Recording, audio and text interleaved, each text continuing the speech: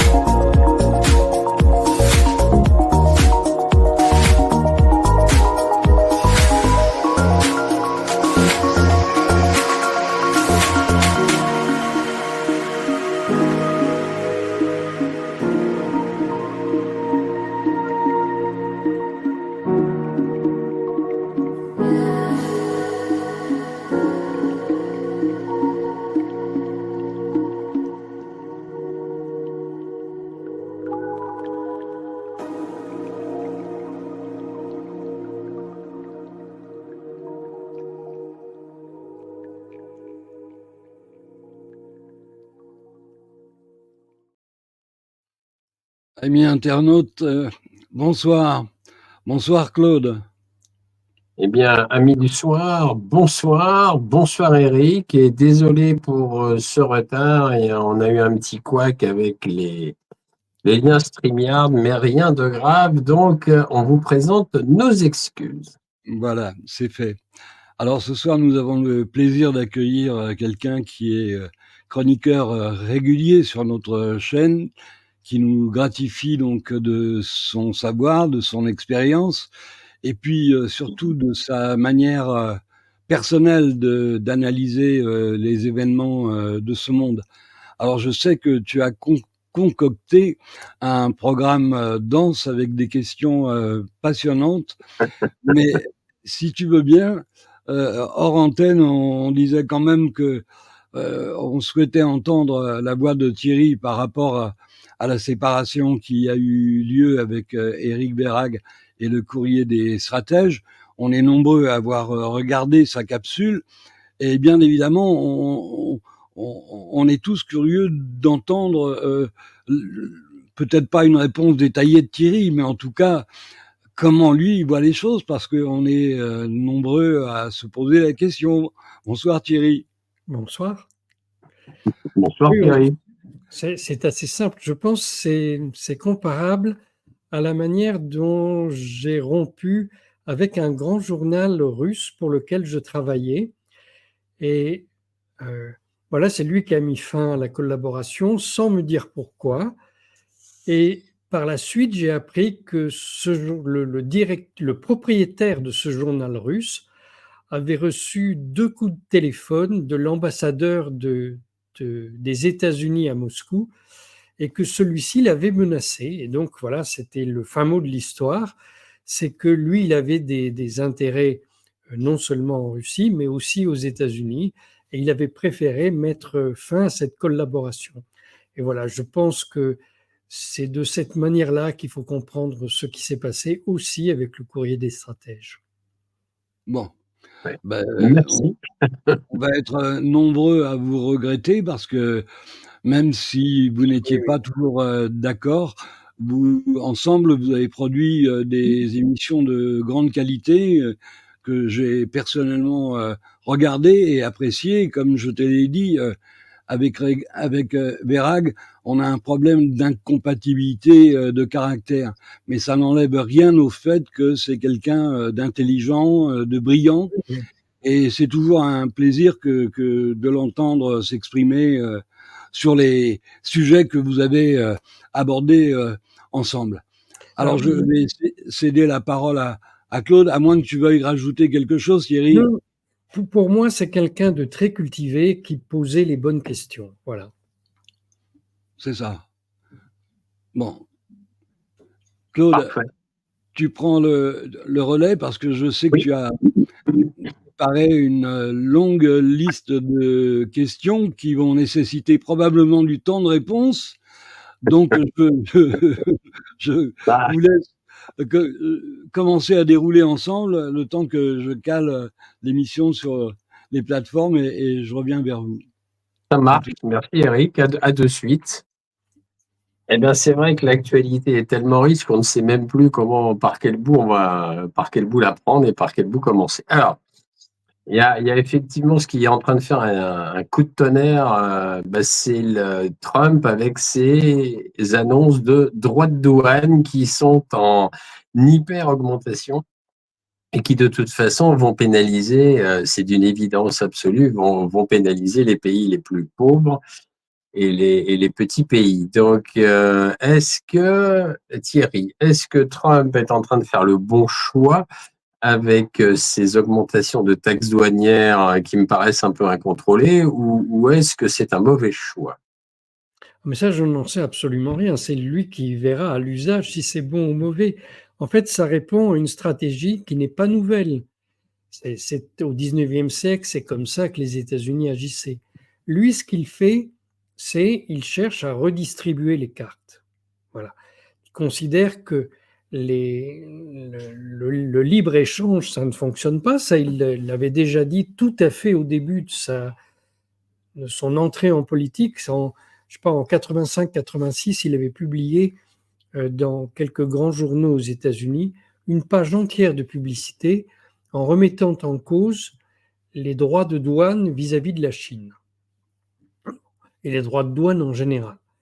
Et son idée à lui, c'est de revenir à ce qui se faisait au 19e siècle, c'est-à-dire de supprimer les impôts sur le revenu, la TVA, toutes ces choses-là, et d'y substituer des droits de douane pour financer le gouvernement fédéral. Donc, il ne peut faire ça de manière intelligente qu'en négociant bilatéralement avec chacun des 195 États. Beaucoup de travail.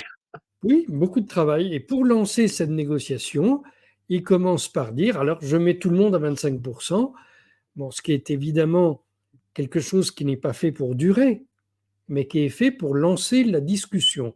Et lui, quand il lance la discussion, c'est toujours avec un coup de pied. Oui, ou un coup de batte de baseball. C'est Oui, ça, c'est hein, à l'américaine, quoi. C'est ça, un coup de batte de baseball. Paf.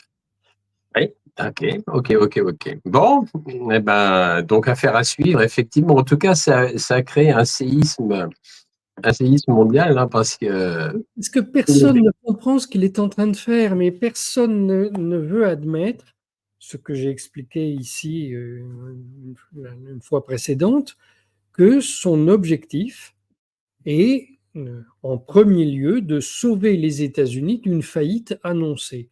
Les États-Unis ont 33 000 ou 34 000 milliards, 34 000 milliards de dollars de dettes, et ils doivent absolument éviter qu'on leur réclame cet argent. Ils doivent trouver de nouveaux revenus.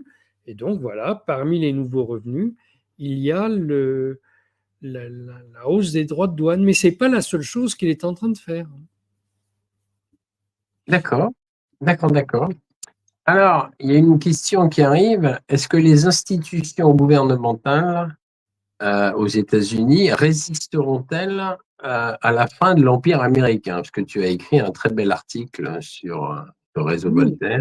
Alors, Donc, je vais te laisser en parler, je vais te laisser le commenter. ce que Donald Trump fait aux États-Unis, c'est de remettre en cause le fonctionnement de l'État fédéral. Donc, il a supprimé un grand nombre d'agences et il a renvoyé des centaines de milliers de fonctionnaires. Ça n'a jamais existé, cette chose-là, hein. Et en dissolvant certaines agences, il a rendu public à quoi elles servaient. Donc, on croyait qu'il faisait ça, mais pas du tout, il faisait telle autre chose. Bon, alors l'exemple, c'est l'USAID, n'est-ce pas? Oui, bien On sûr. disait que c'était une agence humanitaire et on découvre que pas du tout, elle finançait des coups d'État ici ou là. Donc, lui, il dit, ça ne sert à rien, j'enlève cette agence. Ça ne veut pas dire qu'il va enlever tout, tout le fonctionnement de cette agence, mais comme il veut détruire ce qui, à ses yeux, est inutile et qui en fait servait à faire des coups d'État, comme il veut détruire ça, il commence par tout fermer et après on verra. Bon, il y a des agences dont on se demande à quoi elles servent. Vous savez qu'il y a une fondation états-uno-africaine qui était juste à côté de la Maison Blanche, vraiment un bâtiment à côté, et il a voulu la fermer, mais là, les responsables de cette agence ont été chercher leur propre police pour empêcher Elon Musk de rentrer dans leurs locaux. Et ils refusent de donner leur comptabilité. Donc, évidemment, ils cachent quelque chose, hein. Et lui, il détruit une à une toutes ces agences occultes qui servaient à l'impérialisme américain. Bon, mais il détruit aussi des organisations intergouvernementales. Vous vous souvenez quand Emmanuel Macron est allé à la Maison-Blanche la dernière fois, il a participé le même jour à une réunion du G7. Alors la réunion avait lieu de manière virtuelle par Internet. Lui, on l'a mis dans une pièce avec un ordinateur pour discuter avec les autres chefs d'État et de gouvernement du G7. Mais Donald Trump était dans une autre pièce avec sa propre connexion Internet. Il n'était pas au même endroit. L'essentiel des membres du G7 étaient à Kiev avec le président Zelensky. Et donc, cette réunion s'est très mal passée, tout le monde s'est engueulé, et les Européens avaient prévu un communiqué final qui expliquait que la Russie est l'agresseur en Ukraine et que voilà, il fallait continuer la guerre. Bon, donc Donald Trump leur a dit, c'est faux.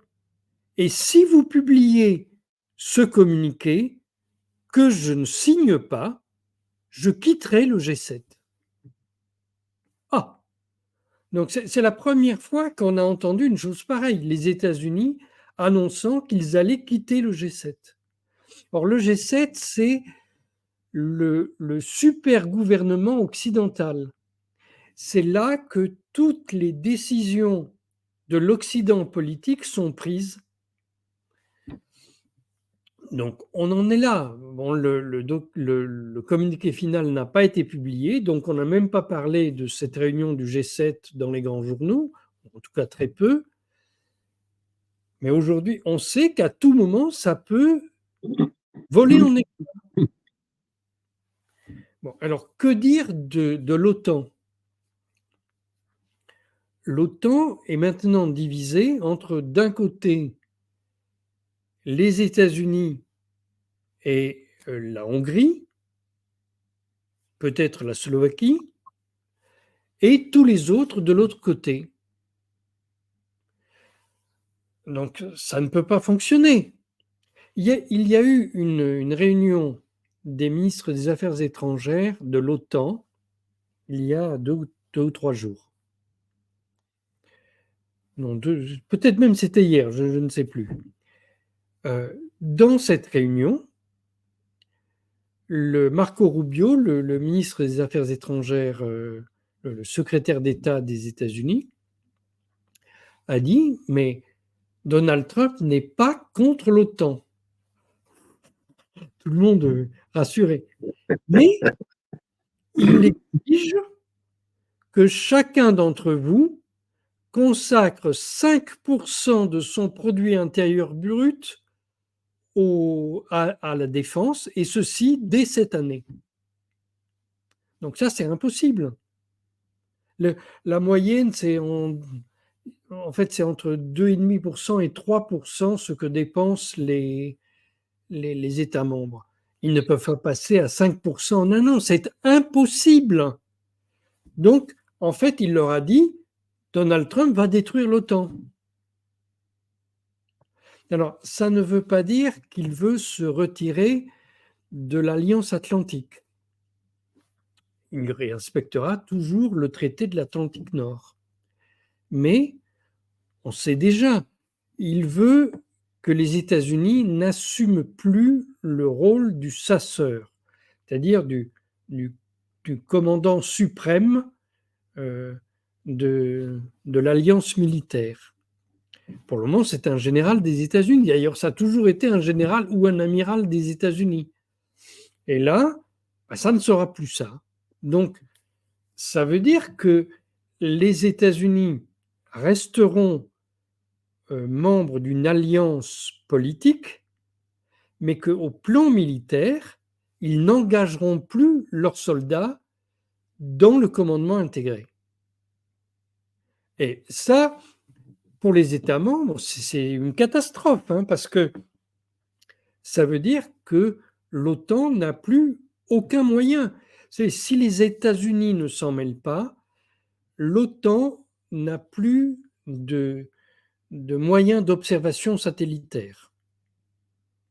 Et l'OTAN n'a plus de moyens de transport de troupes. Parce que tout ça, c'est assuré par les États-Unis.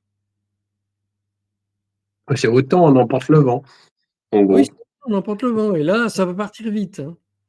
Donc, les Européens réalisent depuis hier ou avant-hier qu'ils sont tout nus. Et pendant 3 semaines, on nous a raconté que les Européens allaient faire une grande alliance, que les Britanniques et les Français allaient s'unir pour proposer leur parapluie nucléaire aux autres États de l'OTAN. Sauf que ça ne sert à rien. Parce qu'un parapluie nucléaire, ça ne peut servir que si vous avez déjà une armée conventionnelle. Mais si vous n'en avez pas, vous n'allez pas utiliser une enclume pour écraser une mouche. Ça ne veut rien dire d'avoir une bombe atomique si vous n'avez pas d'armée conventionnelle. Et aujourd'hui, ni la France ni le Royaume-Uni n'ont d'armée conventionnelle capable de défendre leur pays. Ils ont juste une armée qu'ils peuvent utiliser pour mener parfois des opérations honorables comme celle qui a été menée au Rwanda pour arrêter le génocide, mais le plus souvent pour des opérations totalement abjectes qui sont des opérations néocoloniales comme ce que l'on a fait en Côte d'Ivoire, par exemple. Donc, nous sommes tout nus.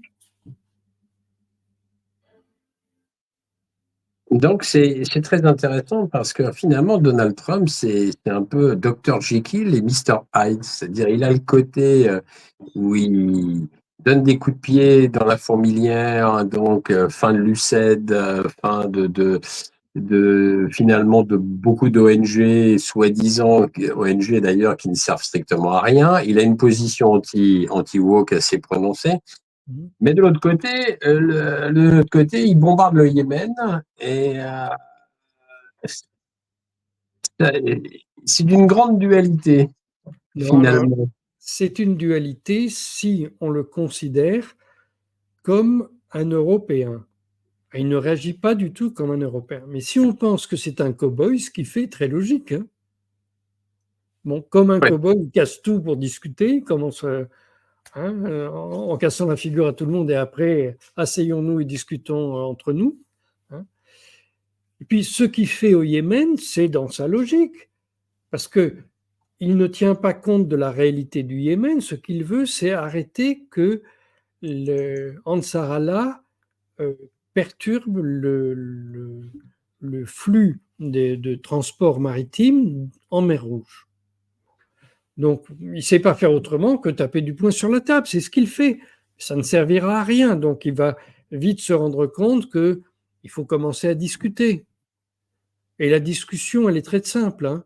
Ansar Allah exige que l'on arrête de massacrer les Palestiniens. C'est tout simple. Absolument.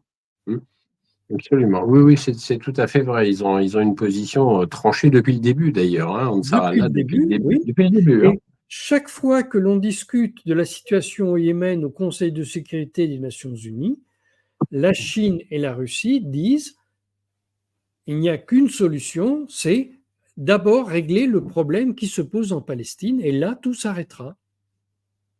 Et donc, on ne vote jamais rien sur le Yémen, jamais. Ouais, c'est ça.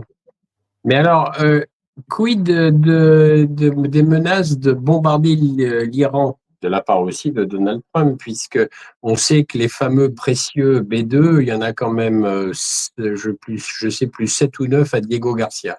Diego Garcia, qui est Oui, quand oui, même la petite île qui est à vol d'oiseau et pas loin de la péninsule arabique, donc de l'Iran et de l'Iran aussi. oui. Alors Mais en fait, ouais, bon, là, c'est pareil. Le cow-boy, quand il est arrivé, a annoncé qu'il voulait faire la paix en Ukraine, puis en Iran. Il a envoyé une lettre au guide suprême à Téhéran et celui-ci a réagi en disant ça ne sert à rien de discuter avec ce monsieur qui a rompu tout seul l'accord que nous avions négocié avec son pays. Là, c'est pareil, hein. Le guide de la révolution n'a pas compris comment il réfléchissait. Il l'a considéré comme il considérait Joe Biden ou surtout Barack Obama avec qui il avait conclu cet accord. Eh bien non, il ne marche pas de cette manière. Et vous savez, en diplomatie, la première chose à faire, c'est de comprendre comment votre interlocuteur pense. Parce que sans ça, tout le monde s'énerve, on s'insulte, on se fait la guerre, alors que souvent, ça ne sert à rien. Il y a une solution. Mais il faut arriver à se comprendre. Donc, ce que veut Donald Trump, c'est l'assurance qu'il n'y aura jamais de bombe atomique en Yémen, en Iran. Et ce qu'il fait, tel que c'est perçu par les Iraniens, ça va avoir l'effet inverse. Parce que l'Iran n'a pas de bombe atomique et ne cherche pas à en avoir.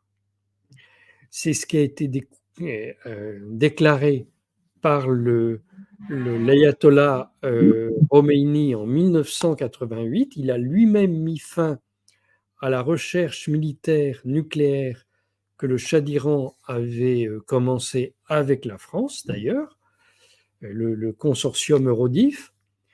Il a mis fin à ça en disant que dans sa conception de l'islam, on ne peut pas utiliser d'armes de destruction massive.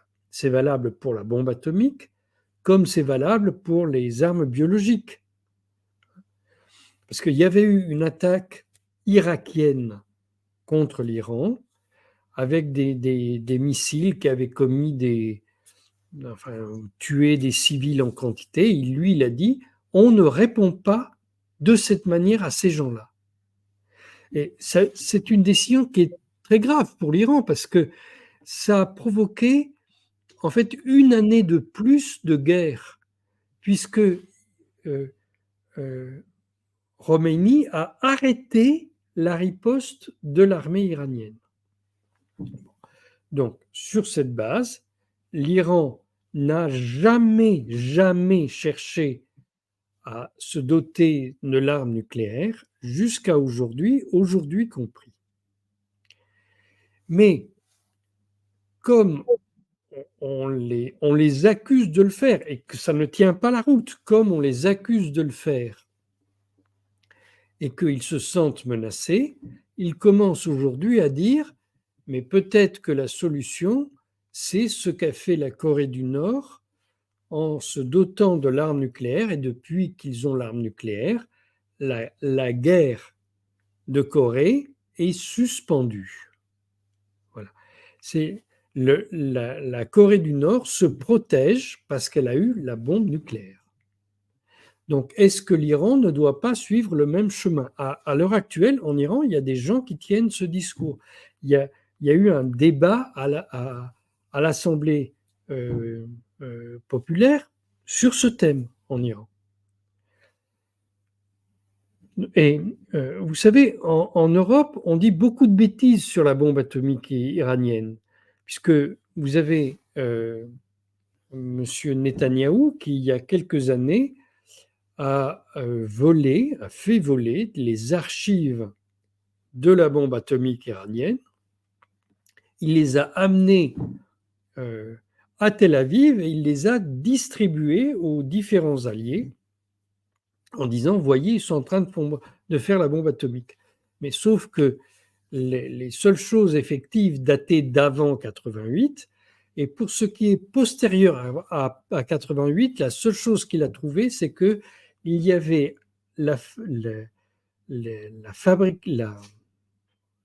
comment dire, les plans de fabrication, il n'a même pas été fait, les plans de fabrication d'un détonateur qui pouvait être utilisé pour une bombe atomique. Mais en fait, quand il a donné ces documents, tout le monde s'est rendu compte que non, les Iraniens ne font pas la bombe atomique. Et les Russes et les Chinois qui ont participé à la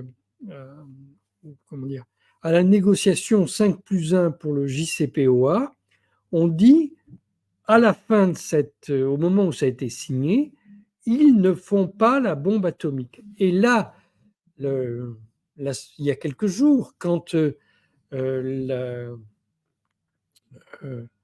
la directrice du renseignement des États-Unis a rendu public son rapport annuel sur les menaces contre les États-Unis, elle a dit au Sénat, et elle a remis ce document, qu'il dit lui-même que l'Iran ne conçoit pas, ne prévoit pas de faire de bombes atomiques, et que aujourd'hui commence en Iran un débat sur ce sujet. Oui, et D'accord. en même Oui, temps, vas-y, Eric. non, en même temps, si on se met à leur place, il y a longtemps que ça devrait être fait, parce que ce poids de mesure insupportable, Israël qui a, paraît-il, plus de 200 bombes atomiques, et puis l'interdire à un pays qui aurait le droit de se sentir menacé par un État voyou comme Israël, on le voit depuis des années. Israël n'a pas de frontières, n'a pas de limites. On voit ce qui se passe actuellement à Gaza. Et justement, Thierry, je voulais faire le lien avec ce que tu disais de Trump. Avec Trump, on a l'impression de passer au chaud au froid en permanence. Oui. À la fois, il aurait tendance à se rendre sympathique quand il démantèle l'USAID, par exemple, qui est une énorme machine à nuire, si j'ose dire. Oui. Et puis, à la fois, il semble totalement insensible au sort des Palestiniens qui sont en train de vivre ou de mourir sous les bombes qu'il fournit aux Israéliens. Il parle même de faire de Gaza une nouvelle Riviera. Et en t'entendant, j'avais presque l'impression d'être dans un asile de dingue, parce que le comportement de Trump est tout sauf rationnel. Au fond, il veut peut-être la paix en Ukraine pour pouvoir mieux démarrer une autre guerre sur un autre front contre l'Iran. Est-ce qu'on peut faire confiance à un type qui n'honore même pas la signature de son pays? Non, mais vous avez vu la série Yellowstone?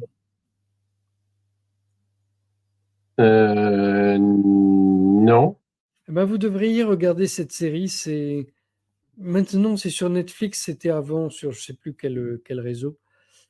C'est une histoire de cow-boy comme ça. Oui, Donc, mais on est au XXIe siècle, oui, mais Thierry. c'est une histoire de cow-boy au XXIe siècle.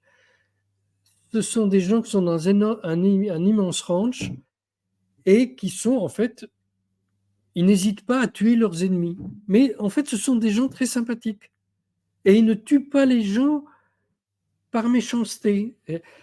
C'est une autre manière de penser. C'est pour ça que je vous dis de regarder ce genre de série. C'est une autre manière de penser. Et Donald Trump ne veut pas tuer les Palestiniens, c'est pas vrai du tout. Mais il est complice de fait du génocide palestinien, Oui, Thierry. il est complice de fait, mais pourquoi il est complice de fait? Parce qu'il a demandé des choses au Hamas et que le Hamas lui a refusé. Donc il répond comme ça. C'est Soyons clairs, oui. qu'est-ce qu'il a demandé au Hamas? Et qui d'entre nous aurait accepté de répondre à Trump autrement que comme l'a fait le Hamas? Au fond, ce que voulait Trump, c'est que le Hamas renonce au pouvoir et qu'il disparaisse de Oui. la bande de Gaza. Bon, Non, euh, il renonce au pouvoir. Voilà. d'accord. Et puis, Et s'il vous dans un plaît, allez premier voir. temps, non, non, dans un premier temps, le Hamas a dit qu'il était d'accord, puis il s'est ravisé à cause de ce que les Israéliens en ont tiré comme conclusion. Et du coup, Donald Trump a dit eh ben, je renvoie des armes à nouveau en Palestine, alors qu'il avait arrêté. D'accord. C'est, Est-ce je que dis, c'est c'est le l'exemple des gens qui ne se comportement? comprennent pas. Ouais, mais Thierry, est-ce que c'est le comportement d'un homme d'État, ça? Ou c'est le comportement d'un psychopathe? Non, c'est le comportement d'un cow-boy, c'est tout. Alors, est-ce qu'un cow-boy peut être homme d'État? C'est le cas aux États-Unis. Évidemment, ça ne doit pas être le cas chez nous.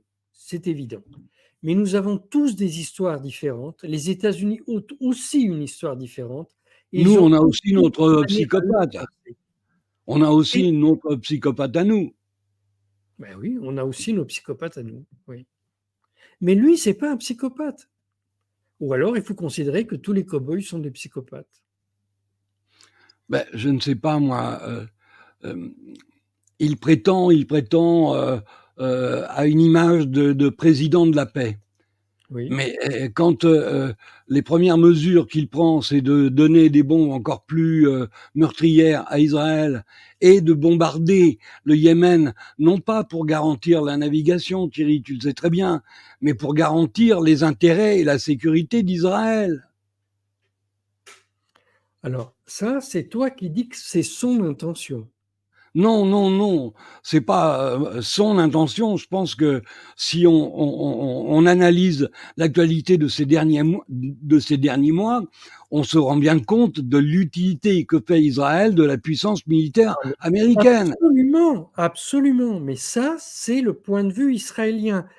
Quand on discute avec les uns ou les autres, chacun est responsable de lui. Les États-Unis de Donald Trump ne cherchent pas à suivre l'agenda de Netanyahou. Ils ont leur propre agenda. Et il se trouve que Netanyahou tourne tout à son avantage. Mais il tourne à son avantage parce qu'on le laisse faire. Oui, mais tu sais bien que l'Iran est le dernier pays des 7 pays qu'avait énoncé le général Clark qui est sur la liste. Donc, le fait qu'il déplace, comme le disait Claude, des armes, des avions furtifs de gros calibre à Diego Garcia, c'est sûrement pas pour aller à la chasse aux papillons. Mais on est Les tout à fait intentions d'accord. américaines sont évidentes pour n'importe qui. Mais c'est comme l'histoire des droits de douane dont Claude parlait au début de l'émission. Il commence par dire je mets des droits de douane très importants et après il discute. C'est ce qu'il a fait déjà avec le Mexique et avec le Canada. C'est ce qu'il fait aujourd'hui avec nous et avec tous les autres États. Oui, mais qu'est-ce qu'il veut obtenir de l'Iran? Que l'Iran renonce à sa bombe nucléaire, bombe qu'il n'a pas, ça c'est acquis pour tout le monde. Parce que il faut pas oublier que c'est lui qui a quitté l'accord à la demande expresse de Netanyahou, je te le rappelle, qui Oui, tout était à fait. très opposé à cet accord.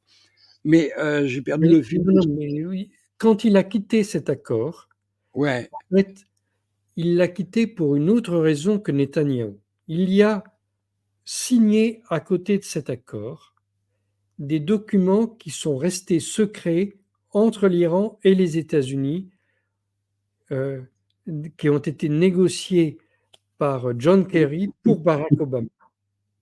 Nous ne savons pas ce qu'il y a dans ces documents. C'est cela euh, qu'il a voulu quitter et ça l'a obligé à quitter le JCPOA, ce qu'il a fait de manière tout à fait, c'est tout à fait illégal ce qu'il a fait là, mais il l'a fait les yeux fermés. Voilà. Mais ça n'est pas pour satisfaire Netanyahou qu'il a quitté le JCPOA. Il faut vraiment avoir tous les éléments en main pour comprendre ce qu'il fait et ne pas lui attribuer une pensée qui n'est pas la sienne. On ne peut pas discuter avec lui si on ne le comprend pas. D'ailleurs, on peut discuter avec personne si on ne comprend personne. d'accord. C'est vrai. Thierry, je pense que tu dois aussi voir les mêmes images que moi. En ce moment, ce qui fait débat aux États-Unis, et c'est un débat qui prend de plus en plus d'ampleur, c'est l'influence d'Israël sur le pouvoir politique américain. Parce que les Américains sont lassés de voir les États-Unis financer à tombeau ouvert, si j'ose dire, Israël, surtout en ce moment où l'opinion publique américaine est complètement retournée et qu'elle est, comme n'importe quel être humain normalement constitué, choquée, attristée, révoltée par le sort qui est fait aux Palestiniens avec les bombes américaines. Et les gens se disent, mais on peut même plus critiquer ce que fait Israël à Gaza parce que Donald Trump prend des mesures extrêmes pour lutter contre l'antisémitisme, c'est-à-dire de permettre aux gens d'exposer un avis sur la situation de Gaza. Et si cet avis est contraire aux intérêts israéliens, il est immédiatement catalogué comme antisémite. C'est le plus sûr moyen de faire prospérer l'antisémitisme, Thierry. Oui, mais ça, c'est ce que tu ressens, mais à mon avis, ça n'est pas ça qui se passe. Parce que Donald Trump, je ne pense pas qu'il interdise de s'en prendre à l'État d'Israël. Je ne pense pas du tout. Eh ben, écoute, si tu veux, je vais t'envoyer quelques images qui. Oui, mais ce qu'il fait, il s'en prend à ceux qui soutiennent ce qu'il appelle, ce qu'il conçoit lui, être des organisations terroristes. Ça n'est pas du tout pareil. Donc, si vous expliquez aux États-Unis qu'Israël est dirigé par des fascistes et que ces gens-là sont des criminels contre l'humanité, je ne pense pas que vous aurez de problème. Mais si vous dites que vous soutenez le Hamas quand il tue des civils juifs, là, vous aurez des problèmes. Et ça n'est pas pareil. Non, non, tu sais très bien que l'indignation de l'opinion publique ne s'exprime pas en ces termes. Hein, il n'est pas question de si n'importe qui d'autre commettait les mêmes crimes, on les dénoncerait de la même manière. Ce qui est important, ce n'est pas ceux Non, non, qu'ils non. sont, c'est ceux qu'ils font. Et c'est Oui. ceux qu'ils font qui les rend aujourd'hui détestables, pardonne-moi, après je te cède la parole, aux yeux de l'opinion publique mondiale. Oui. Mais en fait, on a déjà eu ce genre de discussion tous les deux quand on parlait des événements du 7 octobre, où Oui, je t'ai expliqué que de mon point de vue, l'opération déluge d'Al-Aqsa était légitime, mais que au cours de cette opération, certaines personnes ont commis des crimes et que je veillais à distinguer qui avait commis ce qui était légitime et qui avait commis ce qui était criminel. Parce que s'en prendre à des civils, même dans cette situation, me paraît criminel. Mais bon, on a discuté de ça. j'expliquais qu'à l'intérieur du Hamas, il y avait deux groupes différents. Il y avait des gens qui cherchaient à défendre la Palestine et d'autres qui poursuivaient un agenda islamiste. Et que ceux qui poursuivaient l'agenda islamiste étaient mes ennemis à titre personnel, puisque j'expliquais qu'ils avaient tué un de mes amis qui était un des leaders palestiniens, un leader marxiste, mais un leader palestinien reconnu, et que par contre, ceux qui défendaient l'indépendance de la Palestine étaient mes amis, et j'ai donné l'exemple du fait que le président Bachar el-Assad a eu la même attitude. Il a reçu certains dirigeants du Hamas et il a refusé d'en recevoir d'autres. Voilà. Donc, tout dépend de la manière dont on s'exprime. En fait, je pense qu'on partage le même objectif, mais si nous nous exprimons d'une manière qui ne te paraît pas confuse, mais qui en fait crée une confusion entre certaines personnes et certains actes, alors nous n'allons pas être d'accord. Quand tu dis le Hamas c'est bien ou le Hamas c'est mauvais, ben non, parce que le Hamas c'est plusieurs choses. Non, non, moi je dis ni que c'est bien, ni que c'est pas bien. Mais je te rappelle que tu fais référence à cette discussion qu'on a eue, toi et moi, effectivement, et je m'en souviens. On avait quand même un désaccord sur un point. C'est que toi, tu appelles ça des organisations terroristes. Et en reprenant ce vocabulaire-là, en réalité, tu reprends le vocabulaire de l'occupant. Parce que c'est quand même Israël qui détermine qui est terroriste. Et non, mais moi, je dis qu'Israël est terroriste de la même manière. De toute façon, si vous le permettez tous les deux, la définition même du mot terrorisme, c'est tuer des civils.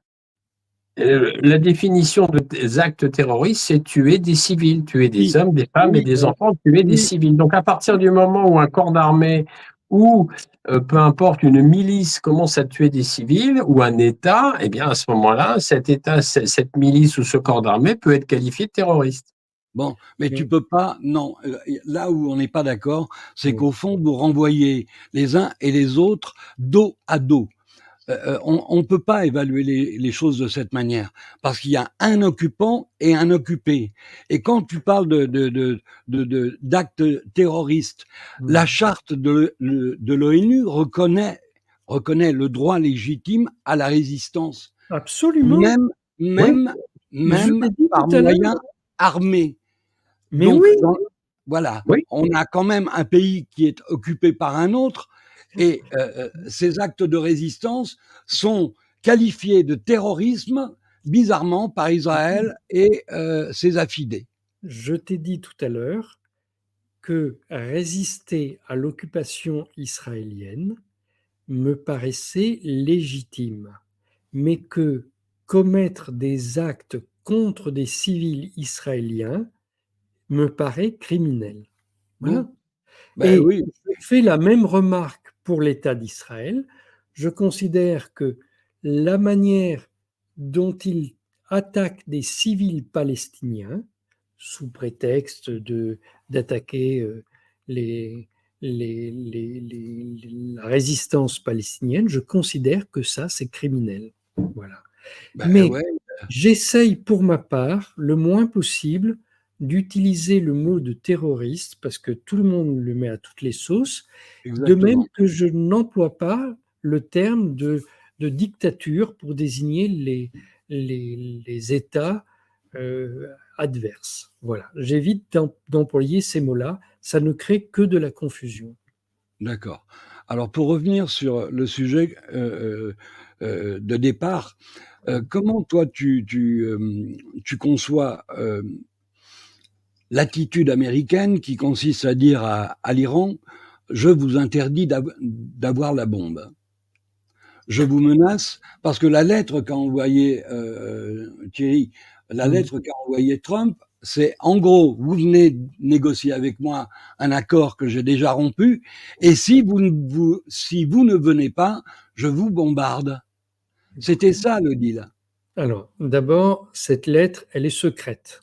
De même que la réponse du guide Il l'a suprême. déclaré lui-même publiquement. Non, mais il a déclaré ça, mais nous ne savons pas ce qu'il a écrit dans cette lettre, pas plus que nous savons ce que le guide suprême a écrit dans sa réponse. Ben, on peut Et supposer. oui, mais c'est important. Le président iranien a dit qu'il voulait absolument conserver secret ces deux documents. Alors, dans sa manière de parler publiquement, Donald Trump a dit ouais, ouais, je vais leur casser la gueule s'ils ne m'obéissent pas. Bon, voilà, c'est du Far West, c'est tout. Bon. C'est la nouvelle façon de gouverner le monde Non, c'est la occidental. nouvelle façon de parler, pas de gouverner, de parler. Donc, il faut comprendre ce qu'il y a derrière. Il parle comme ça. OK. Et parlant comme ça, d'ailleurs, lui-même rentre dans une démarche qui est criminelle. La Charte des Nations Unies interdit de menacer ses adversaires. Mais bon, quand on fait un match de boxe, les candidats du match de boxe s'insultent d'abord en public lorsqu'ils font une conférence de presse commune. Voilà, c'est la même chose. Mais je ne pense pas qu'il ait écrit ça. Tu relativises. Oui, mais je relativise parce que j'essaye de comprendre ce qu'ils ont dans leur tête. Et je fais remarquer quand même que je fais ce travail depuis des années et que jusqu'à présent, je ne me suis pas trompé. Donc, quand j'explique qu'ils pensent de cette manière-là, ou plutôt qu'ils s'expriment de cette manière-là, mais que ce qu'il écrit et ce qu'il fait n'est pas ce qu'il dit.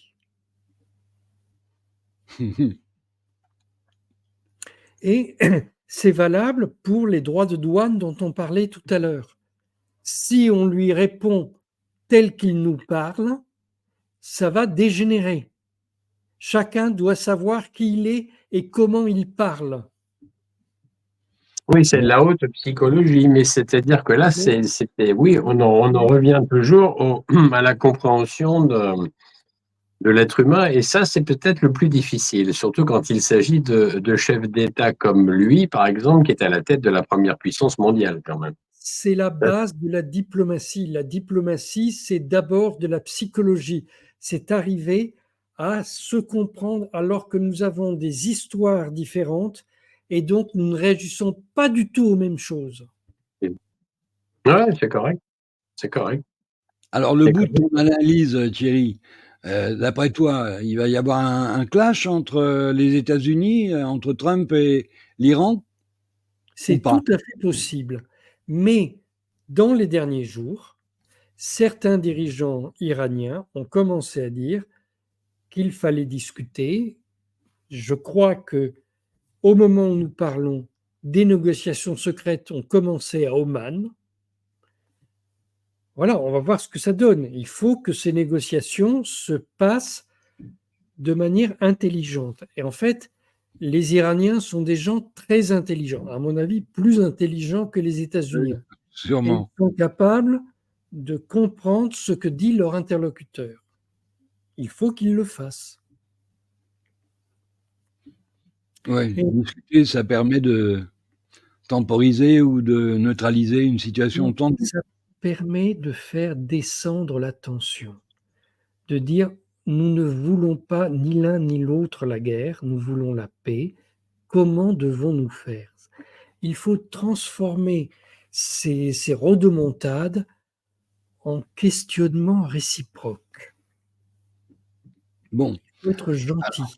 D'accord. Alors moi, je veux bien accorder à Trump le bénéfice du doute. Hein. On va le juger sur ses actes. Si l'Iran n'est pas bombardé, c'est qu'effectivement, il est plus bienveillant que malveillant.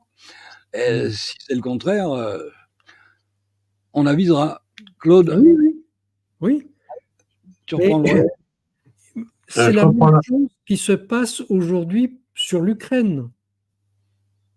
Nous n'avons toujours pas de paix en Ukraine. C'est exact. Pourtant, Donald Trump a très bien dit ce qu'il voulait. Oui, ce sont les Ukrainiens qui refusent. Ce n'est pas les Russes. Là, les Russes ont pris des engagements, ce sont les Ukrainiens qui les violent aujourd'hui, et uniquement les Ukrainiens. Ce sont Exact. eux qui font obstacle à la paix. C'est le moteur d'entraînement, hein, c'est le moteur d'entraînement. Il faut que ça continue à carburer en Ukraine pour que les Européens continuent à mettre de l'argent sur la table. Si le cirque s'arrête, le financement aussi.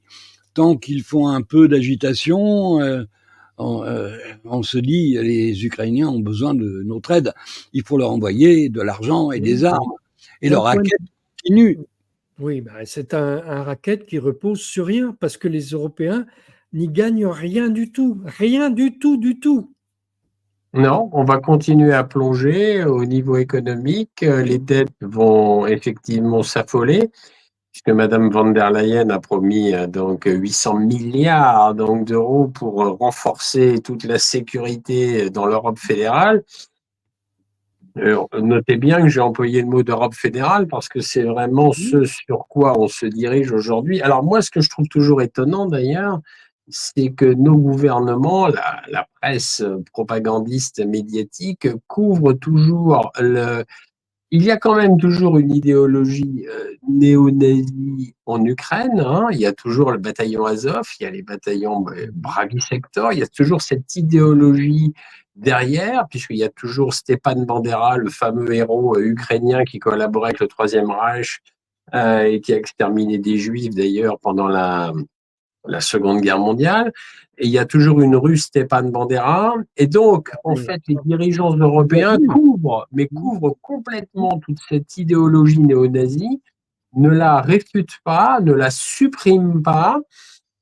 Et là, ça pose vraiment une question quand même. Ça pose vraiment une question parce que c'est jusqu'au boutiste, c'est-à-dire que tout le monde se pince le nez, il n'y a pas d'idéologie néo-nazie en Ukraine. C'est quand même extraordinaire quand même. Qu'est-ce que tu en penses, Thierry? Ouais, je constate que les États-Unis de Joe Biden et l'Union européenne financent cette idéologie. Par exemple, alors je ne sais pas au moment où nous parlons qui est le financeur le plus important, mais il y a une agence de presse officielle actuellement en Ukraine qui n'est pas financée par le gouvernement ukrainien, mais par les alliés.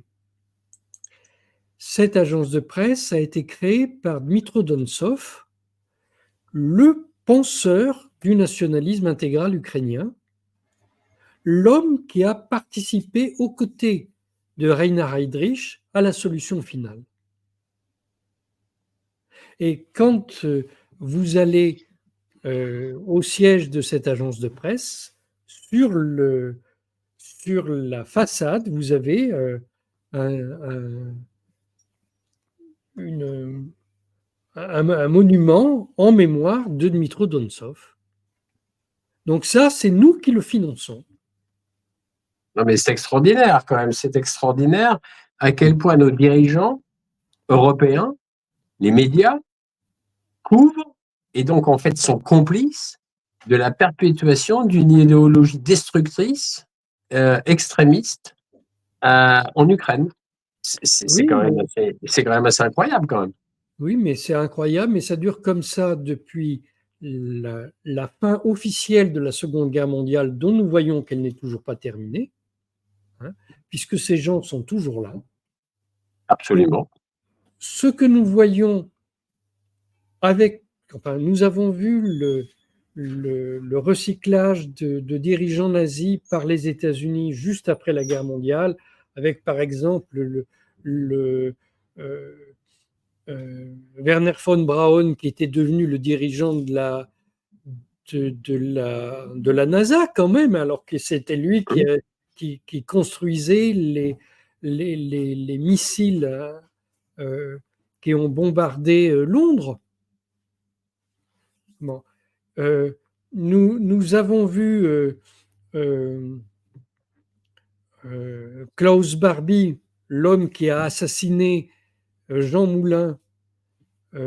Klaus Barbie, le boucher de Lyon, est devenu un des dirigeants de l'OTAN au moment de sa création, de l'OTAN au moment de sa création.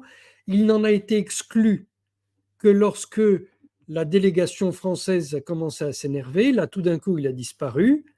Les États-Unis l'ont recyclé en Bolivie, où il est devenu le vrai chef de la Bolivie d'ailleurs. C'est lui qui a supervisé l'arrestation et l'assassinat de Che Guevara. C'est Ah oui. lui qui a créé le cartel de Medellín. Bon, enfin, voilà, ça, nous l'avons vu. Et nous voyons donc les nationalistes intégraux ukrainiens qui continuent euh, leur œuvre aujourd'hui en Ukraine, de même que nous voyons les sionistes révisionnistes de Jabotinsky, qui étaient les alliés de Mussolini, puis les alliés d'Hitler. Ils l'ont été les alliés d'Hitler durant toute la guerre mondiale. Donc ces gens-là sont aujourd'hui au pouvoir avec M. Netanyahou en Israël. Alors, je dis bien les sionistes révisionnistes, je n'ai pas dit les sionistes tout court, ça c'est autre chose. Hein. Les sionistes révisionnistes, c'est ceux qui étaient les alliés des fascistes et des nazis. Bon, et nous avons aujourd'hui au Japon les partisans de l'impérialisme japonais qui sont aujourd'hui au pouvoir avec le Premier ministre qui est un impérialiste japonais. Chez lui, il a la plus grande la plus grande collection de militaria de cette période. C'est quand même aberrant d'avoir ces gens-là au pouvoir et de C'est ça. continuer à les soutenir. C'est ça. Et c'est ça qui est complètement aberrant, c'est que tous les dirigeants occidentaux, américains aussi, couvrent toute cette salangeance, en fait. Et c'est quand même assez incroyable, quoi. Et ça perdure, et ça perdure, et ça perdure. Ça, au XXIe siècle, ça devient inadmissible. Ça devient inadmissible, mais je vois personne, à part nous, des médias libres indépendants, ou effectivement des gens comme toi, Thierry, et quelques autres, qui le dénoncent. Parce que les médias propagandistes, jamais un trait de plume sur le sujet. Jamais, jamais, jamais, jamais. Mmh. C'est extraordinaire quand même. Hein. C'est la Moi, racine du mal. La racine du mal est tolérée et tolérée et Elle est même masquée. Elle est même masquée par les mainstream. oui, ce oui, que je n'arrive pas à comprendre, c'est que aujourd'hui, on a des mouvements qui se disent antifascistes et qui, en fait, vont manger dans la main de ces gens-là au lieu de combattre. c'est ça. C'est exactement ça. C'est ça. Tous ces mouvements antifa, soi-disant, en fait, c'est du violent parce qu'ils combattent vraiment pas les vrais, la racine du mal. La racine du mal n'est toujours pas combattue et elle est toujours tolérée. Ça, c'est dramatique. Et c'est ce point-là qui mérite vraiment d'être dénoncé encore et toujours, effectivement. Donc, nous devons comprendre que nos ennemis, ce n'est pas des gens de telle ou telle communauté, de tel ou tel pays. Nos ennemis, c'est une idéologie. Absolument. Cette idéologie existe à différents endroits. Et en fait, elle existe partout, y compris chez nous. C'est contre Exact. cette idéologie que nous devons nous battre. Et je suis entièrement d'accord avec cela, absolument. Cette idéologie n'est pas l'apanage de certaines ethnies ou d'un certain peuple. Absolument pas. C'est une idéologie qui, malheureusement, peu importe l'ethnie, c'est une idéologie qui, malheureusement, est assez répandue. Et malheureusement, ces gens-là obtiennent souvent les rênes du pouvoir. Et ça, c'est dramatique, effectivement. Et c'est vraiment une salangeance. Mais J'ai une autre question, Thierry, peut-être. L'éviction, pardon, de la scène politique de Marine Le Pen en 2027. Tu en penses quoi? il y a plusieurs manières d'aborder cette question. Bon, d'abord, tout le monde a bien compris que depuis 19 ans, depuis très exactement 2005, notre classe dirigeante détruit patiemment les institutions démocratiques. Donc ça a commencé avec le refus du référendum de 2005. Voilà, on a adopté un traité à Lisbonne qui a repris le texte de ce que nous avions rejeté collectivement. Ceci a eu lieu à la fois en France et aux Pays-Bas. Les Pays-Bas aussi ont vécu la même chose que la France. Et il n'y a plus de démocratie ni en France ni aux Pays-Bas depuis ce jour-là. Bon, nous avons vu une succession d'atteintes à la démocratie, toujours plus graves.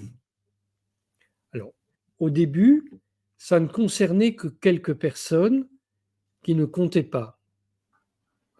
Moi, j'étais obligé de quitter la France parce que le chef de l'État français avait décidé que je devais mourir. Bon, alors on vous dit c'est un crétin dans son coin, ça ne gêne pas. Là, ce qui se passe, c'est d'interdire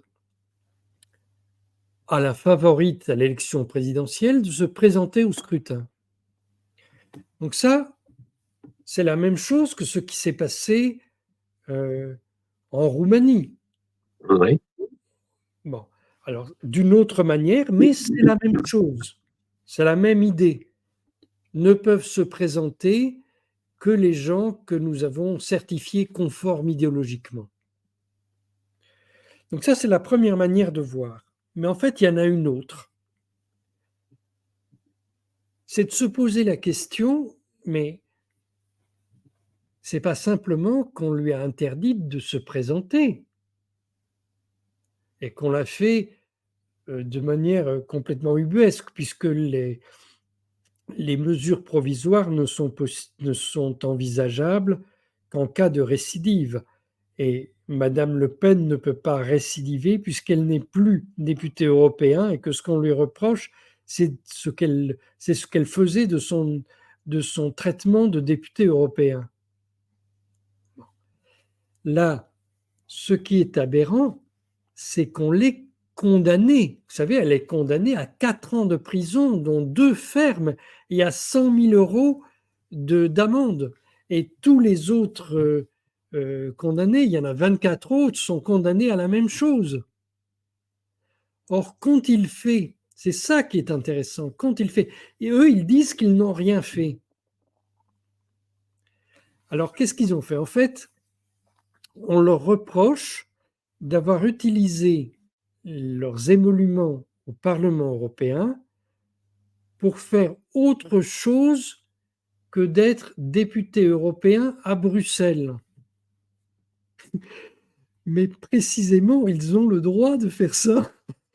Précisément, et c'est très important qu'ils aient ce droit. Moi, j'avais suivi ça vous savez, j'ai travaillé au Parlement européen dans les années 2000, 90 et 2000. Et j'ai vu arriver ce problème. Parce que le Parlement européen était installé à Strasbourg, puis aussi à Bruxelles. Donc, Oui.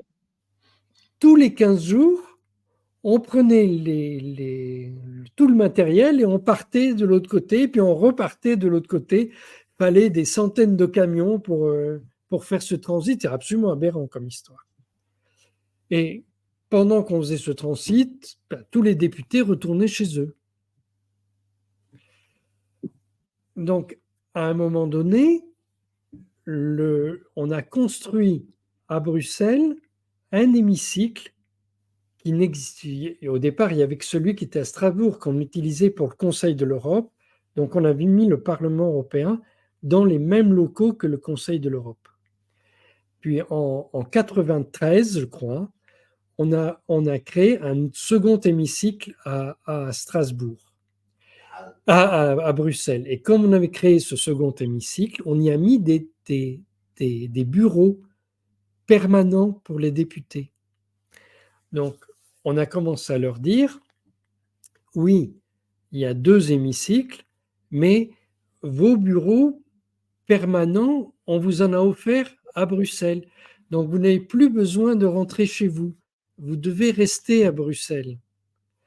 Et effectivement, pour les gens qui ont organisé ça, c'était très logique parce que Bruxelles, c'était le moyen de surveiller le Parlement européen, dont la seule fonction est de voter les normes que la Commission lui présente. Ces normes sont établies non pas par la Commission, mais par l'OTAN. Et vous savez, l'OTAN fait toutes les normes, ne vous y trompez pas. Moi, j'ai découvert ça au moment où on, on s'occupait de la norme du chocolat. Vraiment. Et donc, j'étais allé là-bas avec un ami qui travaillait à l'OTAN et qui m'a dit, mais on ne va pas voter pour la norme, la meilleure norme du chocolat, le chocolat belge, on va voter pour la norme de l'OTAN qui est absolument dérisoire. Je dis, mais pourquoi l'OTAN ferait une norme du chocolat? Eh bien, parce que il y a une barre de chocolat dans la ration du soldat. Donc, il y a une norme de l'OTAN et l'OTAN veut que tout le chocolat dans l'Union européenne soit selon cette norme. Voilà. Donc, ils font des normes sur tout. Et où est le siège de l'OTAN aujourd'hui? Eh bien, il est à Bruxelles, plus exactement à Mons. C'est la banlieue de Bruxelles. Mais c'est toujours le territoire de Bruxelles, la région administrative de Bruxelles. Donc, quand Madame Le Pen dit « nos députés ne vont pas rester en permanence à Strasbourg, ils vont faire leur travail aussi en France, comme faisaient tous les députés européens précédemment », elle est dans son droit. Elle refuse que son travail de parlementaire européen soit sous les yeux de l'OTAN et soit en fait la courroie de transmission de l'OTAN. Et elle a raison, car si vous regardez les traités européens actuels dans leur version consolidée, ils disent toujours que le siège du Parlement européen n'est pas à Bruxelles, mais à Strasbourg. Bon, mais l'aspect judiciaire quand même de l'affaire, parce que il y a quand même un dossier, il y a eu plus d'1 million d'euros de détournés, de l'argent qui a servi à... Non, pas un centime n'a été détourné. Il n'a pas été utilisé dans le sens que réclame le président du Parlement européen, et lui seul. Donc, Bah, c'est bien une éviction, et c'est bien une éviction non, mais politique. verser des C'est-à-dire salaires... qu'en la privant d'accéder à 2027 aux élections présidentielles, Mais c'est une éviction politique. ce n'est pas simplement une éviction politique, c'est une mise au pas des parlementaires européens. Et ce que les parlementaires du Rassemblement national ont fait, d'autres parlementaires l'ont fait, certains sont poursuivis et pas d'autres. Parce que ceux qui ne sont pas poursuivis ont accepté de rentrer dans le droit chemin. Ouais, voilà, c'est ça. Et ce droit chemin, c'est l'OTAN, ça n'est pas autre chose.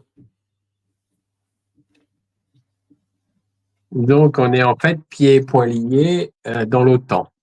C'est ça tout le problème, quoi. Et les Américains... Oui, les vas-y. magistrats français, ils sont 3. C'est 3 magistrats indépendants. Oui, justement. 3 personnes qui, dans leur âme et conscience, ont dit non, c'est le président du Parlement européen qui a raison sur les traités européens. Ils ont dit ça. Alors, ils ont dit ça alors qu'ils avaient reçu des instructions du ministère. Il y a un parquet qui a requis. Alors, les magistrats sont indépendants ils ne sont pas tenus d'obéir aux réquisitions du parquet. Ces réquisitions du parquet ont été prises à l'initiative du ministre de l'époque qui a donné ces réquisitions, c'est-à-dire du gouvernement précédent, pas le ministre actuel. Ben, le précédent, c'était Édouard Philippe. Non, M. Dupond-Moretti. Ah, le garde des Sceaux, oui. Le garde des Sceaux, c'est lui qui a donné ces instructions. Oui. Bon, lui, il est contre le Rassemblement national, il n'arrête pas de le dire. Donc, lui, il n'a pas cherché plus loin. Il a dit, vous pouvez coincer Madame Le Pen de cette manière, vous le faites comme ça. Je ne lui fais pas l'injure de penser qu'il voulait que les parlementaires européens se mettent au pied de l'OTAN. Mais c'est ça qu'il a fait sans le savoir. C'est ça. Et en même temps, on sait tous que les systèmes dans lesquels nous vivons, la corruption règne à tous les étages de cette République. Ce qu'a fait Marine Le Pen, je pense que bien d'autres personnages politiques, bien d'autres partis politiques doivent pratiquer les mêmes méthodes. Mais plus que ça, par le passé, absolument tout le monde fonctionnait comme ça. Absolument tous les parlementaires européens. En tout cas, c'était la norme pour tout le monde et pas seulement les Français, de tous les États, jusqu'à ce que le président du Parlement européen décide tout doit se faire à Bruxelles. D'accord, mais alors, d'après toi, pourquoi les mainstream alimentent ce narratif-là en disant ben, elle a été jugée parce qu'elle est coupable, parce qu'elle a volé? Ils ne connaissent pas la manière dont ça fonctionne. Ils regardent ça de loin. Ont-ils été à Strasbourg? Ont-ils été à Bruxelles voir comment ça marchait? Oui, Et puis, de toute façon, si c'est une éviction politique, et bien évidemment que les médias propagandistes mainstream vont abonder dans le sens de toute façon, elle est coupable et elle ne pourra pas se représenter. J'ai des lecteurs qui m'ont envoyé des articles en disant elle a été condamnée, donc ce que vous dites, ça n'est pas logique et tout. Donc, je vais publier ma prochaine chronique. Vous savez, tous les mardis, depuis des années, j'écris une chronique. Je vais diffuser sur ce sujet-là. Cette condamnation n'est pas légitime. Cette condamnation fait fi des traités européens. Cette condamnation porte sur des crimes qui ne sont pas commis, sur des délits qui ne sont pas commis. Donc, c'est un jugement politique. L'objectif, c'est d'éliminer Marine Le Pen du paysage politique. Absolument. Et ces gens réfléchissent tellement mal qu'ils l'ont condamné, qu'ils ont voulu rédiger l'interdiction de se présenter et que ça les a amenés à décider d'une condamnation pénale pour pouvoir avoir cette interdiction de se présenter. Et ils n'ont pas examiné le fond de cette interdiction pénale. Bon, Thierry, tu sais ce qu'on va dire, hein, que ça, c'est une théorie de complotiste. Non, c'est le droit. N'importe qui peut lire, c'est le droit. Non, donc alors, ça va être au profit de Jordan Bardella, si je comprends bien. Mais les gens qui ont fait ça souhaitent que ça ne soit pas Marine Le Pen, mais que ce soit Jordan Bardella. Ils pensent probablement que Jordan Bardella ne sera pas élu, alors ils craignent très fortement que Marine Le Pen le soit. Voilà, c'est ce qu'ils pensent. Ok, mais nous n'en savons rien. Nous n'en sommes pas encore là. Et quelques jours avant, juste ce voyage de Jordan Bardella et de une des Le Pen, Marion Maréchal, à Tel Aviv, ça ressemble presque à un pèlerinage, quoi. Ils vont là-bas chercher la bénédiction du. Mais là aussi, excusez-moi de regarder les choses avec retrait. Donc, Jordan Bardella et Marion Maréchal Le Pen sont allés là-bas pour montrer qu'ils n'étaient pas antisémites. Ok, très bien. Non, surtout pour montrer qu'ils détestent les Arabes autant qu'eux. Peut-être, peut-être. On ne sait Sûrement. pas dans ce qui a été dit. Cette interprétation reste possible. Mais c'est leur faire un procès d'intention. Ok. Mais ils n'ont pas réagi à qui les invitait là-bas. Pour eux, c'est le gouvernement israélien qui les a invités. Or, le gouvernement israélien, c'est un ensemble de gens complètement hétérogènes qui ne cessent à chaque réunion de s'insulter les uns les autres. Et qui précisément les a invités là-bas? C'est un ministre particulier, celui du patrimoine. Non, celui de la diaspora, pardon. Oui. Celui de la diaspora. Ce monsieur est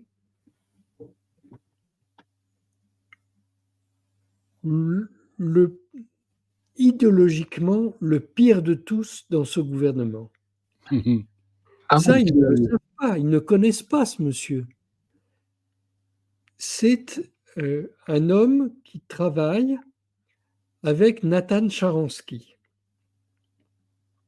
Vous ne connaissez pas Nathan Sharansky. Si. Il a été un ministre, tout ça. Voilà, il avait l'air débonnaire, mais derrière ce côté débonnaire, c'était un enfoiré. Bon. Donc, avec Nathan Sharansky, le ministre de la diaspora supervise l'ensemble de la propagande israélienne dans le monde. C'est lui, par exemple, qui a organisé les auditions au Sénat des États-Unis contre les rectrices des grandes universités qui autorisaient des manifestations contre l'État israélien. C'est lui qui a organisé ça.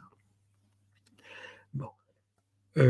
C'est lui qui organise le traitement dans certains grands médias audiovisuels et écrits dans le monde, le traitement d'Israël. Or, Nathan Sharansky est l'unique personnalité qui, publiquement, membre à la fois des sionistes révisionnistes, des nationalistes ukrainiens dont je parlais tout à l'heure,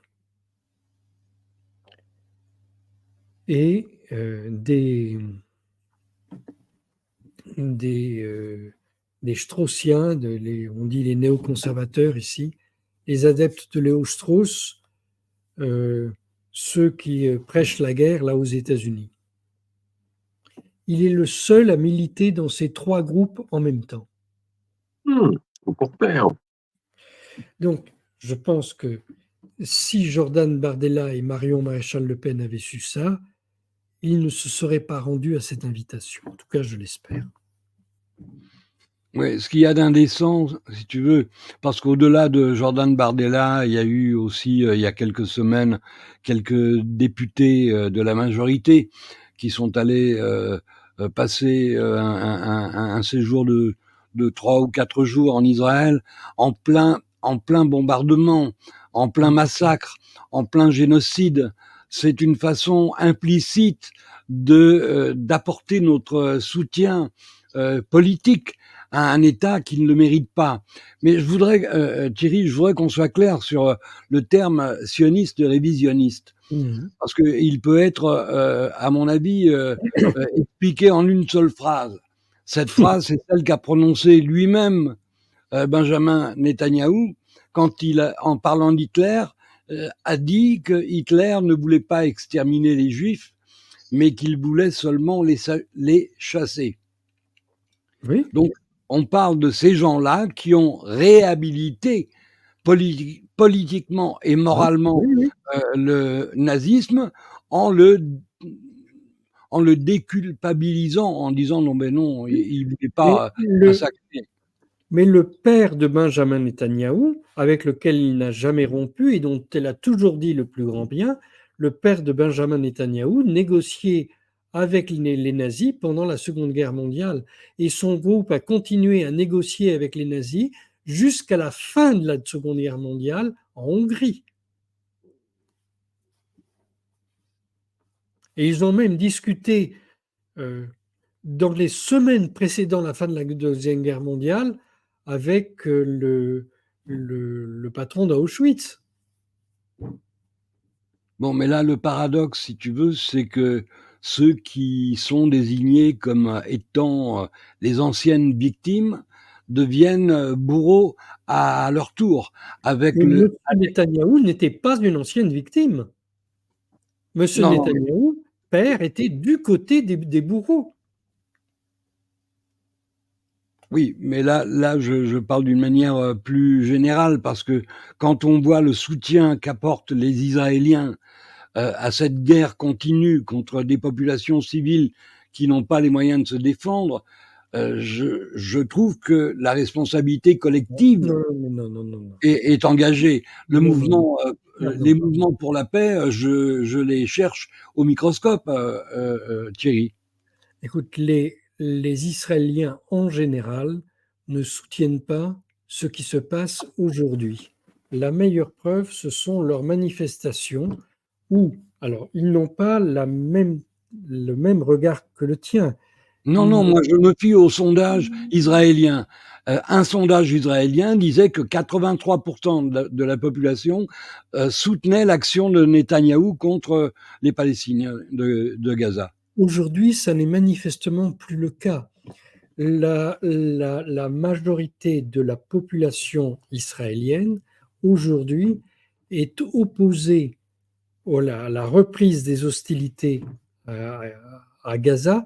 Alors, elle n'y est pas opposée par souci humanitaire de la population palestinienne. Elle y est opposée parce qu'elle considère que ça ne fait que rajouter des problèmes aux problèmes. OK? C'est déjà une manière de regarder les choses, mais elle y est opposée à ces massacres. Pardonne-moi, Thierry, mais tu vois, sur ce point particulier, j'ai un regard qui est un peu différent du tien. Je ne crois pas, moi, que les Israéliens qui soient opposés au massacre le fassent par bon sens ou par charité, par compassion, mais sûrement parce qu'ils prennent conscience que leurs actes ou que les actes commis par leur gouvernement en leur nom les exposent aujourd'hui à être probablement le peuple le plus haï sur la planète. C'est ce que je viens d'expliquer. Ils n'agissent pas par compassion, ce n'est pas un point de vue humanitaire vis-à-vis des Palestiniens. Ils pensent simplement, ça ne fait que rajouter des problèmes les uns aux autres, c'est une spirale qui est de pire en pire, et leur mot d'ordre, c'est qu'ils veulent la libération des otages. Voilà. Oui, Et mais ils personne n'y comprennent, croit. Personne n'y croit. Pardon. personne n'y croit. La majorité de la population israélienne réclame la libération des otages. Et elle sait qu'il n'y aura pas de libération des otages si on continue ce massacre. Voilà, c'est simple. Ça n'est qu'une manière d'aborder la question, mais il l'aborde de cette manière. Alors, je voudrais poser une dernière question et puis après, je laisse notre ami Claude dérouler le reste des questions. Ce soutien que Trump apporte d'une manière presque inconditionnelle à Israël est une arme à double tranchant. Parce que d'un côté, effectivement, ça permet à Israël de commettre des massacres historiques qui resteront dans la mémoire collective du monde comme un grand moment d'horreur et d'inhumanité. Mais est-ce que, d'un autre côté, l'Amérique, en apportant son soutien inconditionnel à Israël, n'est pas en train de lui donner la corde avec laquelle Israël sera pendu? Certainement. Mais je ne pense pas que les États-Unis ont donné leur soutien total, inconditionnel à Israël. Et la meilleure preuve, c'est lorsque Donald Trump a reçu Benjamin Netanyahou, il lui a parlé d'une manière qui, d'un point de vue de Netanyahou, était inacceptable. Sauf que celui-ci lui a fait des sourires au lieu de s'offusquer. Il a cherché comment détourner ce que Trump disait. Mais quand Trump lui a dit nous allons construire une riviera là-bas, c'était une manière de lui dire vous n'irez pas occuper Gaza. Et il l'a bien compris comme ça. Hein. Oui, mais aujourd'hui, Netanyahou se revendique de ces paroles Mais oui, là de Trump en disant non, non, il faut absolument que les choses se déroulent comme le président Trump l'a annoncé. oui, mais Netanyahou est un homme politique très habile. Il prend ton discours et il en fait le sien. Chaque fois, il fait ça avec tout le monde. Avec tout le monde. Souvenez-vous comment Jacques Chirac s'était énervé vis-à-vis de Netanyahou en disant tout ce que vous dites, c'est toujours parfait, mais je sais que votre seul but, c'est de tuer les Palestiniens. Hein. L'entretien a été raconté par l'ambassadeur d'Israël qui était présent à ce moment-là. Oui, oui, absolument. Et il lui a dit je ne crois pas un seul mot qui sort de votre bouche. Absolument. Eh bien, il ne faut pas croire un seul mot qui sort de la bouche de ce monsieur. Oui, c'est ça. On en arrive toujours à l'idéologie qui est derrière. Et bien évidemment, ce genre de personnes comme Netanyahou, Zelensky et d'autres d'ailleurs, et bien évidemment ils vont jamais avouer qu'ils ont une idéologie mortifère. Donc, ils mentent comme ils respirent tout le temps. Ah, mais c'est ça. C'est exactement ça. Nous devons tous essayer de comprendre ce que pensent les uns et les autres et ne pas leur envoyer à la figure les paroles de l'un ou l'autre en disant vous êtes solidaire de ces gens-là. Non, ça n'est pas le cas. Les Ukrainiens ne sont pas nécessairement solidaires des nationalistes intégraux. Et je pense même que les nationalistes intégraux, ils sont très peu nombreux là-bas. Mais c'est eux qui tiennent le pouvoir.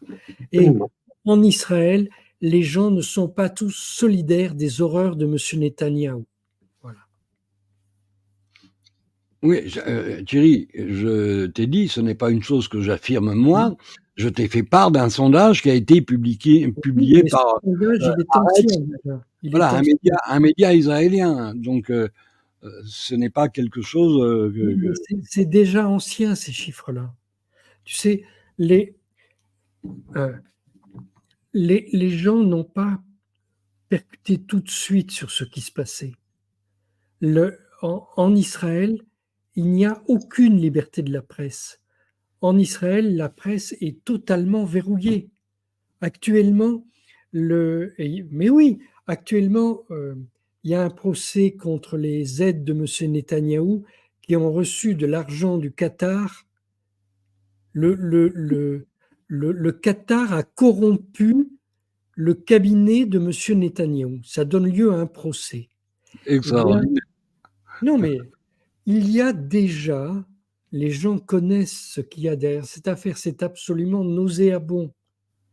Mais il y a une censure militaire qui interdit que l'on publie quoi que ce soit à ce sujet.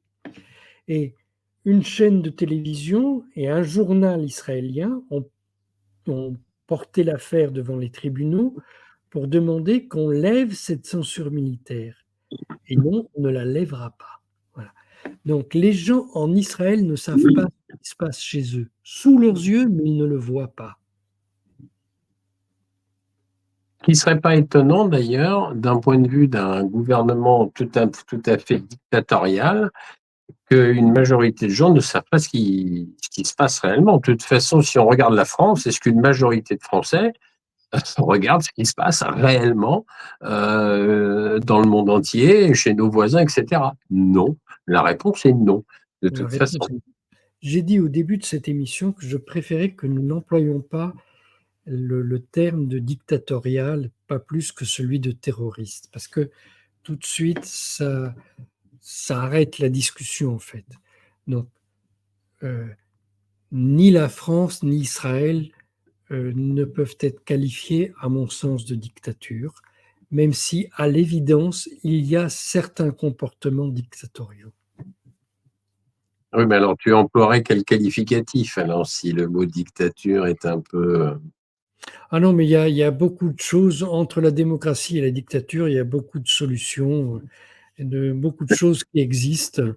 Et voilà, nous sommes dans ces eaux troubles. Mais Oui, voilà, les autres troubles. quand un État revendique son suprémacisme, comment t'appelles ça? J'appelle ça du fascisme. Ah d'accord, ok. Bon, ça va mieux en le disant. Hmm. Oui, oui. D'accord, ok. Enfin, en tout Donc, cas, on en revient toujours à la même chose, malheureusement. Une majorité de gens, peu importe le pays, ignorent totalement ce qui se passe réellement à cause d'une machine, d'un bulldozer propagandiste médiatique, politico-médiatique. Et ça nous amène toujours à une majorité des peuples qui malheureusement, ne sont pas informés. Et Depuis ça, des, c'est dramatique. Et ça, c'est dramatique. depuis des siècles, les guerres consistent simplement à projeter des peuples les uns contre les autres. Mais je Absolument. ne pense pas que tous ces gens aient eu l'intention de se battre. Simplement, ils sont poussés par leurs dirigeants à le faire. Essayons d'ouvrir les yeux et la paix, c'est une chose assez simple. Il suffit d'ouvrir les yeux. Ah, mais je te rejoins complètement. C'est vrai qu'en 1914, les Français ont été guerroyés parce que dans les médias de l'époque, il fallait aller bouffer du boche.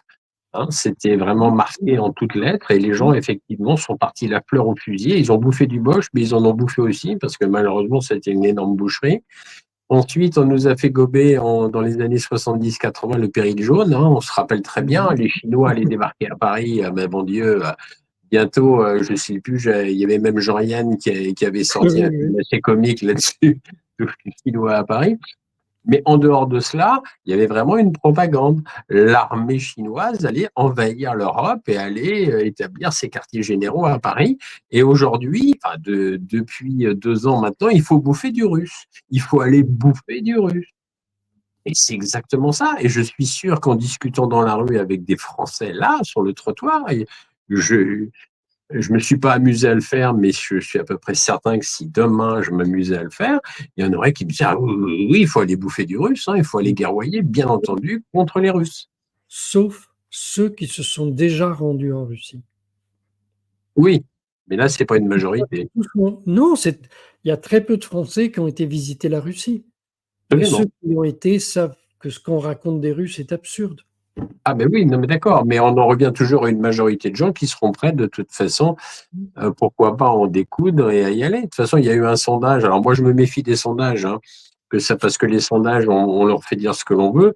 Apparemment, il y avait aussi une majorité de jeunes qui étaient prêts à aller guerroyer en France, hein, qui étaient prêts à aller guerroyer en Ukraine. Donc bon, alors Oui. moi, les sondages, je les prends vraiment avec des pincettes, hein, parce que oui, moi aussi, moi aussi. Il suffit de voir la réalité. Aujourd'hui, les armées françaises n'arrivent pas à recruter leur personnel. Donc, si on n'y arrive pas aujourd'hui, qu'adviendrait-il si on disait que tout le monde doit s'engager, quoi? C'est simplement ridicule. oui, absolument. Non, non, mais tout à fait, tout à fait, tout à fait. Je voulais quand même revenir sur un détail dont tu parlais, Thierry. Israël a quand même son ministre de la diaspora Oui. et tu disais toi-même qu'en fait son ministère était organisé de manière à alimenter la propagande dans la diaspora. Non, c'est pire que ça. C'est Il pire que s'agit de manipuler la diaspora pour verser la propagande israélienne sur le reste du monde. donc ils manipulent leur propre peuple pour que leur propre peuple manipule les autres peuples. Absolument, mais c'est la base de tous les systèmes fascistes. C'est ça. Bon, en tout cas, l'image de la seule démocratie au Moyen-Orient, elle a quand même pris un coup dans l'aile hein, depuis 1 an et demi. Hein. Il y a plus grand monde qui y croit. Bah oui. Claude, il te reste des questions parce qu'on est à 1h34 d'émission. Écoute, non, je pense qu'on a fait le tour, hein, c'est déjà pas mal, hein. On a bien évoqué l'actualité, on a bien évoqué tout ce qu'il fallait évoquer, je pense. Peut-être il serait temps de donner la parole à Thierry pour le mot de la fin, peut-être. Ouais, et puis nous donner un peu d'espoir, Thierry, pour Gaza. Pour Gaza, s'il te plaît. Je pense que Oui, s'il y a des gens intelligents, il y a de l'espoir. Mais que cette intelligence, elle doit être utilisée dans le but de construire cet espoir. Parce que pour le moment, les seules personnes intelligentes que l'on a, s'évertuent à faire des guerres. Mais il n'y a pas de fatalité dans tout ça. Nous ne sommes pas les ennemis les uns des autres. Il y avait une immense manifestation pour la paix aujourd'hui à Rome, organisée par le mouvement 5 étoiles. Mhm. Ils espéraient un peu plus de monde, il y avait du monde, mais ils pensaient que la mobilisation aurait été plus importante parce que en ce moment, ce qui fait la une des médias mainstream italiens, c'est exactement la même chose que chez nous, hein. On ne parle que de la guerre contre l'agresseur russe qui a agressé notre frère ukrainien.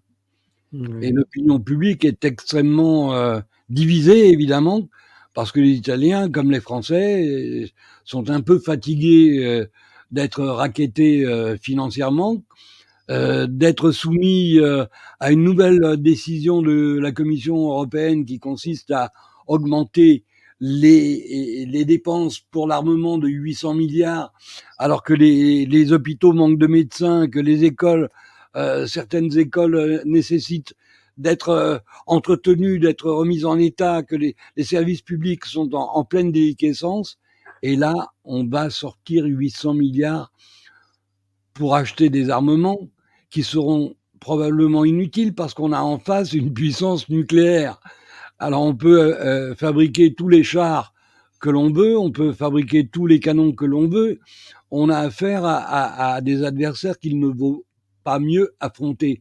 Et puis par ailleurs, le peuple russe, comme tu le disais tout à l'heure, n'est pas notre ennemi. Ce sont les dirigeants entre eux qui n'arrivent pas à s'entendre.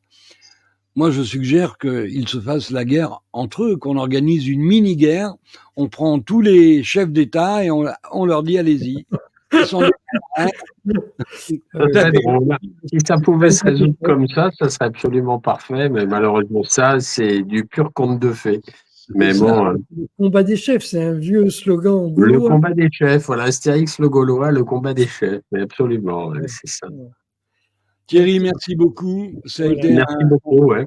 un plaisir de te recevoir. C'est toujours un privilège de t'entendre.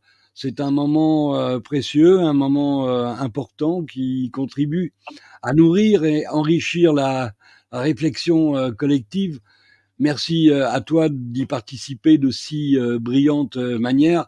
On se revoit donc dans un mois, je crois, avec Valérie Bugot. Oui, oui, tout Oui, à fait. c'est ça. Vous partagerez l'antenne tous les deux, oui, Thierry et Valérie Bugot. Ouais, ouais, ouais, absolument. Ça faisait un plaisir de te rencontrer, mon cher Thierry. Oui, moi Et aussi. nous, on s'est fait un plaisir de lui faire plaisir. Donc ça va être intéressant de vous inviter tous les deux parce que autant toi que Valérie, vous avez des choses intéressantes et importantes à nous dire et merci encore pour ça. Je veux saluer nos amis internautes qui ont été très nombreux à commenter dans le chat, mais comme je vous l'ai dit, quand je participe moi-même en direct à une émission, ça m'est difficile d'être à la fois attentif aux propos de nos invités et à ce que vous écrivez dans le chat. Mais promis, on va prendre le temps de vous lire et de vous répondre pour certains. Je veux remercier évidemment nos amis internautes fidèles. Ils se reconnaîtront, ils sont là à chaque direct que nous faisons. Vous êtes de plus en plus nombreux à nous suivre et à nous faire confiance. Nous vous en remercions du fond du cœur. Merci Claude, merci Merci Thierry, Eric, merci Thierry. À bonne bientôt. soirée, à bientôt.